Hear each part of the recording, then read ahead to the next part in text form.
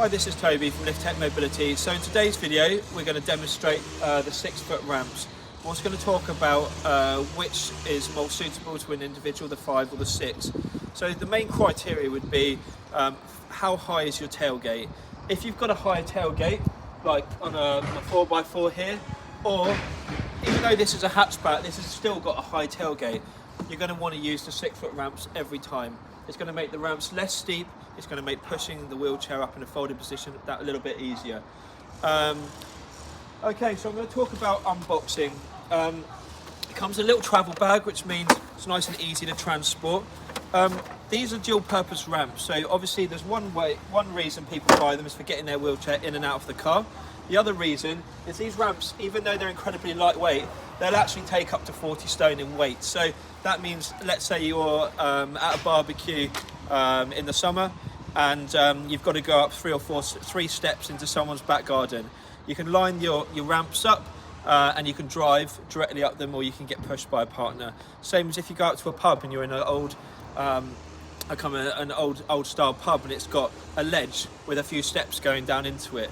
You can go, oh, do you know what, I will solve that problem. I'll go to the car, go get the ramps out, and you can line the ramps down and you can just drive directly into the pub. So any place you've got no disability access, these ramps can be used. So I'm going to just touch base on that quickly now. So when we're getting these ramps out, the easiest thing to do is lay them flat, whether it's on the floor or higher.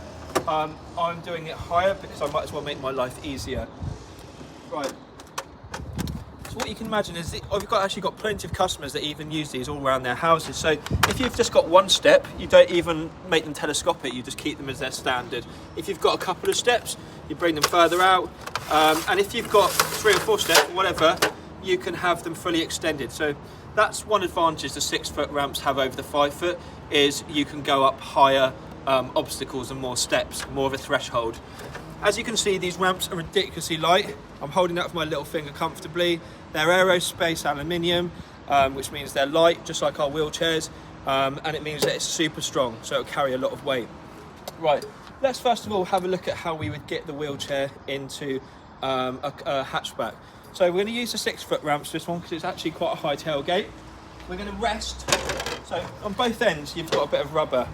The top bit of rubber we're going to rest, which is the down slope, on the rubber seal of the car. If you don't have a rubber seal, you can just wrap a towel, like I have, a dog mat, a yoga mat, something like that.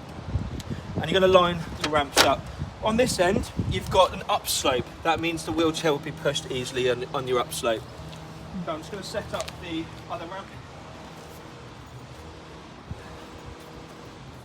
Right, same again, easiest way to undo this, hold the ramps out in front of you, push down on the gold button, and we're going to gently slide it between our hands until we reach that desired position. Right, same with this ramp, we're going to put the ramp on the seal. So if you bring the camera in, you can actually see that this ramp has got a bit of a lip. Sorry, this boot has got a bit of a lip. So what we're going to do is I'm going to show you the easiest ways of getting it in and getting it out if your car has a lip as well. So it's going to be quite a useful video for a lot of people. So things that are mandatory to remove, first of all. First thing we want to do is remove the joystick. We do that by twisting, separating your lead, twisting and pulling. So it's a twist and pull and a twist and pull. We're going to put the joystick in the bag underneath. This is one advantage as well of good quality chairs. With your budget wheelchair, you've just got a long, thick lead attached to your joystick. That's because you've got brush motors. It means you can't disattach the joystick, which means there's much more chance of it, or you can, but it's a long chunky lead, then you have to tuck it out of the way. It's just a faff, it's just a mess. Also, the advantage of a good quality chair is you've got brushless motors. Brushless motors work incredibly well in freewheel mode, whereas brush, you've got lots of resistance. That means now when I go to push this up the ramps into the car, it's no problem for me because the wheels run freely. Okay, a little trick. So if you want to fold and unfold, the easiest way to do this is with the motors locked out, so you can actually use this like a pivot. A little trick, because we want to be in freewheel mode, if you put your foot here and then fold it, you fold it against your foot and it acts like a brake, like a pivot. First thing we're going to do is we're going to see, do my wheels line up with the ramps? Yes, they do. They're not quite straight, so, and it's just started raining, typical, but we're going to see this video through. Right, so first thing we do is we roll the chair up the ramp. We do that to make sure that we are going to hit the middle of the ramp. Then we need to get a bit of momentum, and then we want to keep it low. What too many people do when they use the ramps is they have it upright and they just bounce. So a practice roll, a bit of bends and easies, and then we keep it low, and we're going to then follow the momentum up. At this point here, where we've got the lip, we're just going to roll it down the lip and into the boot. Obviously, if you've got your seats flat and they don't go completely flat, what you'll have to do is you'll have to roll the wheels up, and it can either go like that, or a lot of hatchbacks, to be honest, I see if this one would have been able to do it. If you'd remove the parcel shelf once you're in, yeah, it would have. So that would be the way you'd do it. You'd actually keep the back seats up. In fact, I'm going to put the back seats up now. If you just hold the camera there. Yeah, we've got loads of room. Right, so I'm going to do the other side as well.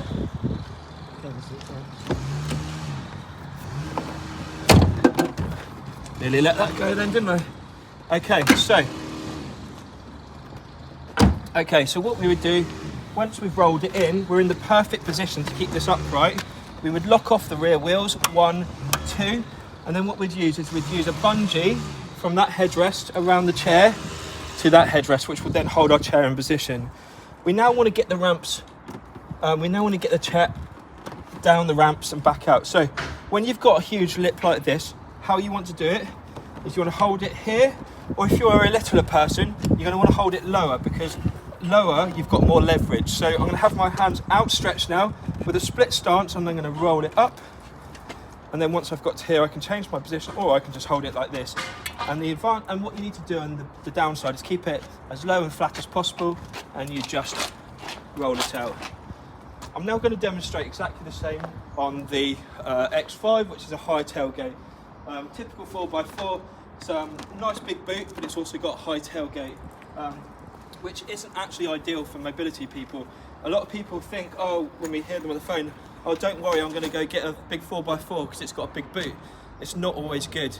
A lot of the time, actually, things like estates, they've got a lot lower boots, they've got flat tailgates, or kind of mobility vehicles like Ford used to do a great set, like S-Max, the C-Max, things like that.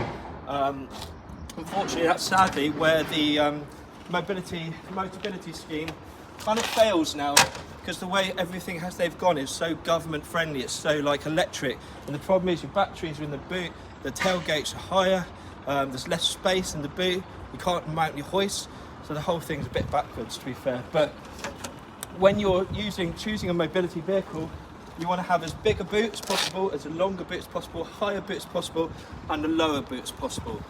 Right, so I'm going to set these ramps up in my car. So flat bit sloping bit going down, and I've got a mat on there because under here it's actually plastic, so I don't want that getting scratched. Okay, so I'm going to set my ramps up. That looks near enough to good enough. I think that'll be okay. Remember, if we need to reduce weight further, we can remove the batteries as well. Oh, just typical, isn't it? We've got someone blowing a blinking leaf blower. Right. So, I'm going to line up my wheels. I'm going to do my bit of momentum so I can find the middle of the ramps. I'm going to keep it low, and I'm going to follow the ramp straight up. Luckily it's a big boot, so I can have the wheelchair this way, I can have the wheelchair this way, I could even have it upright, pushed right up against the seats like I did in the hatchback. On the reverse way down, I'm going to hold from here.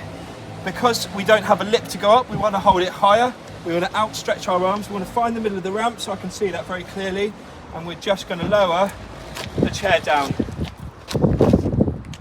The other way these ramps can be used is in electric mode. So I'm going to pop the batteries in, and I'm going to quickly do a quick run. Can you just stop for 1 minute? Can you stop for 1 minute, please? Are you able to stop just for 1 minute, literally, please? So I was just saying, can you possibly stop just for... Can you just... It's all right, can you just stop just for 1 minute? I'm just finishing off this video, if you wouldn't mind. Okay. Just 1 minute, thank you. Right, so this time I'm going to add the batteries because we want to bring the wheelchair up in electric mode. This can be useful for people with certain disabilities. I'm going to lock the motors off because I need to be in electric, not freewheel. I'm going to attach the joystick back onto the arm. And what we're going to do this time is we're going to electrically assist the chair up, speed level 1, so I'm not actually using my physical exertion, I'm just guiding the chair. we need to tilt the chair back with one hand. We're going to turn the joystick on. We're going to press the down button till we're on speed level 1.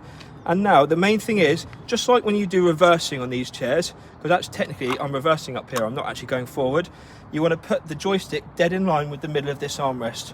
So, and if you feel like you're going wonky, you need to stop, it's electromagnetic brakes, they will stop. So the idea is you want to keep this as close to your body as possible so you're not taking the weight of the chair. The last thing you want to do is let the chair run away, because I'm now taking the whole weight of this through my arm. So you keep it close to your body and just guide the chair up. It's far easier on the way back down, bring it back in free wheel mode. However, if you want, you can also electrically do it. This time I want to keep the chair close to my body. Last thing I want to do again is, if I let it run away too much, my arm goes outstretched and it means I'm carrying the weight. But there's a couple of ways of doing it.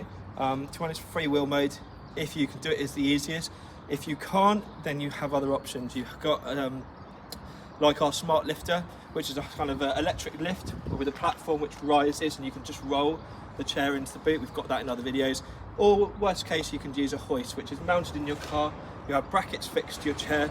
It will lift the chair up from the ground and just swing it in. Okay, so that's how we use the ramps. And it is a great way of getting the chair in and out of the car.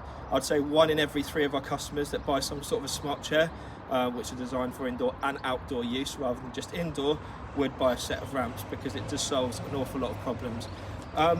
Sorry about the noise in that video. Unfortunately, we're in a busy business park. There's not a lot I can do about it.